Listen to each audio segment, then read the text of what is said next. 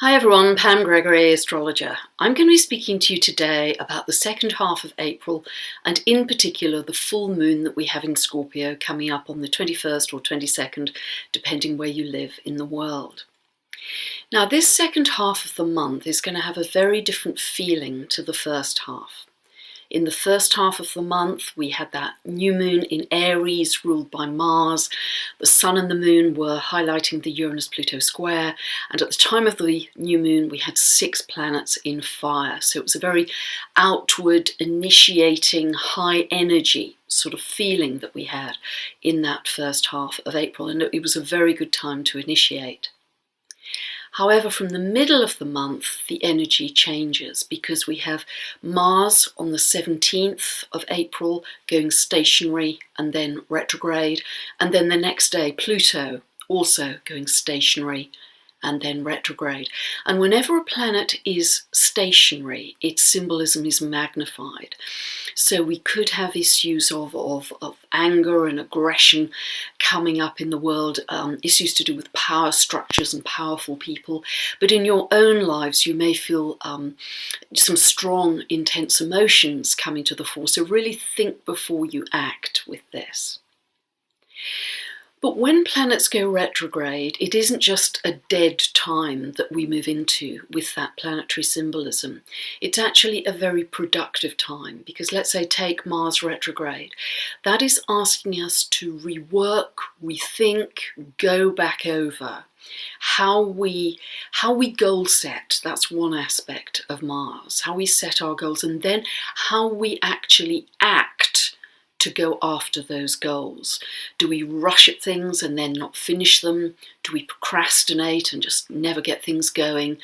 How do we actually achieve the goals that we set out in life? How do we deal with anger, our own anger or the anger of other people? That's all around the Mars principle. So it's a brilliant time to actually rethink that, and particularly Mars retrograde in Sagittarius is a great time to rethink your strategy, how you go about things in general. Have you got the best plan? Now Mars won't move direct again, it's quite a long period until the 29th of June. So we have this period of time between the 17th of April and the 29th of June where we can really rethink to get a better plan for whatever we initiated earlier in the month. So really do take that time, because if you tend to try and initiate and rush at things, then often they just have to be reworked. So see it as productive time. By the end of April, we're actually going to have 5 planets which are retrograde. We're going to have Mercury, which goes retrograde in Taurus on the 28th of the month. We have Mars, we have Saturn, we have Pluto, and we have Jupiter. So we have a lot of retrograde planets. So think of it as a time when you really think deeply. You become quite introspective about various elements of your life, particularly things like achieving your goals and your plans to do so. Because Saturn retrograde also suggests that you may want to rethink how your life is structured in order to achieve those goals too. So very, very deep thinking, hopefully, is going to happen for you in the second half of April. So don't just feel frustrated or impatient. See it as a very positive development to achieve something better. Interestingly as well, when Mars retrogrades all the way back on the 29th of June, it will retrograde back to 23 of Scorpio. This is something just for the future. And if you have your sun or ascendant at 23 of Scorpio, that could be a real time of relaunch for you, almost relaunching your identity.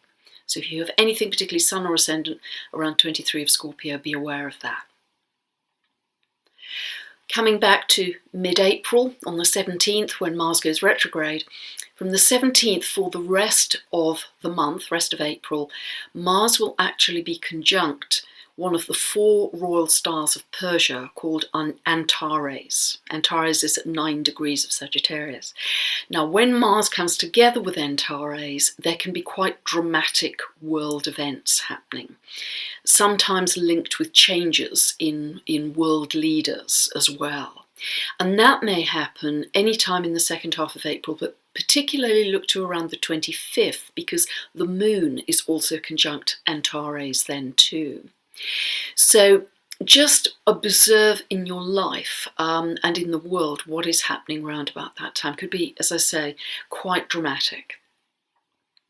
Very positively, when I mentioned this in the last video, we have a grand trine in Earth. This is happening in the 3rd week of April from the 14th to the 20th.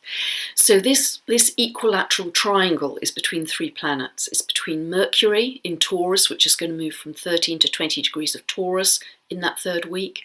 It's also going to connect to Jupiter, which is 13, 14 of Virgo, and it's also connecting to Pluto at 17 of Capricorn. So see where those points fall in your chart, because this can be really lucky. It can bring abundance and success and achievement and optimism and leadership in some cases. And look particularly to where Jupiter is in your chart. It's at 13, 14 of Virgo at this time. So see which area of life that's falling in, because that is potentially an area of expansion for you over the next little while. So that's really positive. Then on the 21st of April, this is happening at 10:23 p.m. Pacific or 6:23 a.m. UK time on the 22nd, we have our full moon at 2 degrees 30 of Scorpio. Now, full moons are always cycles of completion or closure, culmination, things coming to fruition very often, things you worked for coming to fruition. So see where 2 degrees 30 of Scorpio falls in your chart and where it's shining a light for you. Now, full moons commonly are times when we feel full of emotion. We feel we have a lot of feeling, particularly when the full moon is in a water sign, and particularly when it's in the most intense water sign, which is Scorpio. So it could be lots and lots of intense feeling happening at this time. Also, it very commonly a full moon is when secrets can be revealed, particularly with Scorpio because it's a secretive sign. So it could be that it's your own secret that is revealed. It could be the secrets of friends, if it's falling in the 11th house, that could be revealed. It could be the secrets of a partner, 5th or 7th house, that could be revealed. So it often works like that, but frequently also it's deeply buried emotion that's been deeply buried for a long time that can come to the surface and be released, and then you can move forwards. But what adds perhaps to the intensity of the emotion at this time as well is over the period of the full moon from the 19th to the 23rd of April, Venus is conjunct Uranus and square to Pluto. So Venus is highlighting again that Uranus-Pluto square. So again, this is linked to strong feelings, very deep emotion, and it could be around issues of freedom, independence, originality, your own worldly achievement versus the safety and security of the status quo. And it may involve relationship because Venus is part of the picture. Venus is love, so it's always linked to relationship. So that will be the balance that you're weighing. You know, do I need more freedom and independence in my life, or am I happy with the status quo as it is? So those could be the areas you're also reprioritizing in this productively introspective second half of April. So there's a lot going on. And if you don't know where these aspects fall in your chart, as I say, just check out the link above or below. And it's helping a lot of people get much more meaning in their lives. And you'll be amazed at how much more understanding you get from these updates I do if you can use those videos on a regular basis. And you can use them forever, every update I ever do. So really recommend you do that. And if you'd like more information about my book, my audiobook, my other tutorial videos, or my free monthly newsletter, 3,000 to 4,000 words each month, just check out my website, pamgregory.com or thenextstep.uk.com. And have a wonderful full moon in Scorpio, and thanks so much for listening.